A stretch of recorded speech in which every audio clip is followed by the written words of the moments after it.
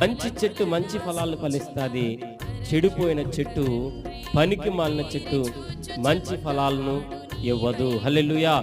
మంచి ఫలాలు ఎప్పుడు కూడా దేవునికి సాదృశ్యకరమైనవి. పనికి మాలిన ఫలాలు ఇప్పుడు కూడా దేవునికి సాదృశ్యమైనవి కాదు.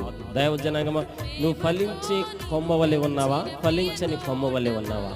ఎన్నో ఆత్మీయ బోధలు వింటున్నావు, ఆత్మీయమైనటువంటి అనుసారమైనటువంటి ఉద్దేశాలను తెలుసుకుంటున్నావు. ఇంకో మాటలో చెప్పాలంటే బైబిల్ అంతా నీకు తెలుసు, బైబిల్లో వాక్యాలు తెలుసు, ఆరాధన చేయడం తెలుసు, పాటలు పాడడం తెలుసు, అన్నీ నీకు తెలుసు.